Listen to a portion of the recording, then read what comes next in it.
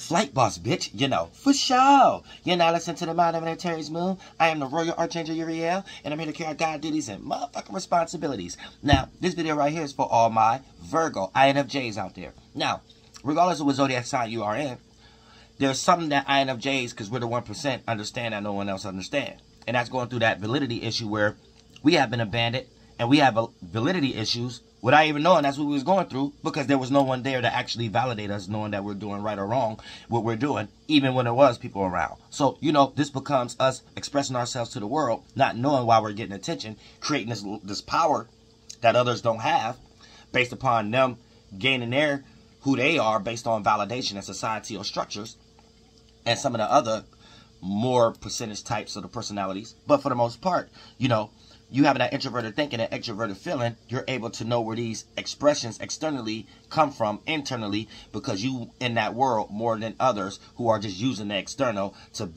have peace in their mind. You built your own peace in your mind. Now, being an INFJ, here's the thing. Here's where you're going to start to experience where you was getting drank at, having a little bit more flavor, understanding it from an astrological perspective too, you being a specific zodiac sign of Virgo. So, as an INFJ, you know, all those abandonment times, those ups and downs and figuring out stuff like that, you have been developing some new energy, a new vibe, a new feeling that has something to do with the lens you picked this time. Because, you know, we're not none of these things, but the lens you picked this time, Virgo. So you brought a whole new energy that has something to do with work ethic or dealing with stress. And people don't know the depths you had to go through to deal with that. You know what I'm saying? But for the most part, you filled yourself up so much, not even knowing this is what you're doing. Anytime you need some reciprocation from humanity, now you know what people see in you, right? You have this, you're the hero of work ethic or stressing. So when people look at you, you're like a brick, female or woman. I mean, man or woman, INFJ. A brick when it comes to having good mental stability, going through stress and stuff like that. And even deep down inside, you know it's hard for you. You don't allow nobody to see you sweat. You attract a lot of other individuals that you show them something that they don't have, and they wish they can have that. Like, damn, this situation we're going through, this person not mentally, they mentally not budging and stuff. So this is how you start attracting individuals. You start attracting a lot of individuals who got issues with work ethic, stability, consistency, or who stress a lot and don't know how to come to solutions mentally or physically to get these things done. And people don't know how hard you go through to get these things done. You try really hard, but the way you do it, you make it look easy, based upon your upbringing that's different than theirs, and you being an INFJ and your mind is just different. So for the most part, here's the thing. Now you start to know why you was getting attracted. Now you start to know why you reach those times, though. You start to feel smothered, and your space is getting, and your energy is getting drained. You actually start to witness those draining times based upon individuals you attract are draining you for your work ethic. You might have got dumped on a lot of other people's problems and felt like you had to do it because you could see, you could genuinely connect what they're going through. And you could tell this person's mind state ain't sufficient enough to be consistent with this paperwork. And you will allow this person to dump that part of their life all on you.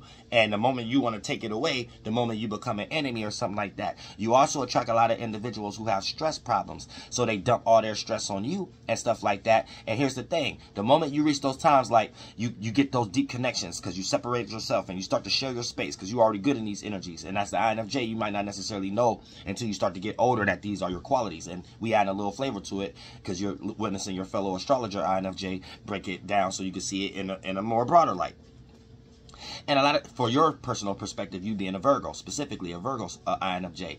And now you start to see you was getting drained for anytime someone else going through stress. Anytime, and then they had, but here's the thing. The moment that you be like, hey, I've been helping you, but look, check this out. This is what I'm working on. Check my work ethic out that I can assist you on. Hey, you know, that you can assist me on. Hey, these are things I'll be stressed out about. Here you go. You became a demon now. Here you go. You just got ghosted now. Here you go. That good relationship last week just became this person talking down on you next week. And you know what I'm saying? And all them type of circumstances. You're like, wait a minute. For me to even help you out, I've been dealing with all this myself. You know what I'm saying? So I got a little piece for you. This whole time, this person thought you was a cheerleader. No, you was only there to help them. You don't got nobody. And you ain't supposed to know that was your quality. And this person came up with in their own mind plotting on you that, oh, this person don't know that they're good at that, and I could use them for that, so I don't have to do that. And therefore, you took that away because this person couldn't understand what you were sacrificing for them. So for the most part, being a Virgo INFJ, this what you might go through a lot of times and things of that nature. And that's adding a little more flavor to help you understand, because we all go through these things. I'm an Aries such myself. I brought in a new energy of individuality down here, or how to be alone. And a lot of times I got drink for people being alone. So when I was going to them and stuff like that, and I needed them in my alone time and stuff like that, it became I'm a worst enemy and stuff. And so people you have to be careful. When you're the INFJ down here, we're the fallen angel. So you being the Virgo, this is where you start to have to take your power back, because you might end up being placed into a situation where you're leading others, because we don't have problems with gaining popularity. Our problem is doing it the right way, or we ain't gonna do it at all and look down on other individuals that's using the negative ways of doing it. So when you attract a lot of individuals that you start to feel that need that you have to lead them in their stress and stuff like that, you're gonna always be in a situation where, hey, but what about your stress? So since you can handle it so good, you might think you could change the world and help everybody stress and make everybody be more sufficient in their work ethic. And then that becomes a situation of an overload for you. Mess up your work ethic for what you got going on. You take what you need help with stressing about, and you have to put that in the back seat because you the INFJ. And we ain't got no more time for that. You see what I'm saying? So if you the Virgo INFJ, yeah, take your power back. Who cares? Let them kiss your ass. And we're going to take over the world, because when we change ourselves, that's how the world change. Not us changing people, changing ourselves. They're all trying to come to where we already at. We created this world. We're the angels. Understand that. Virgo INFJ.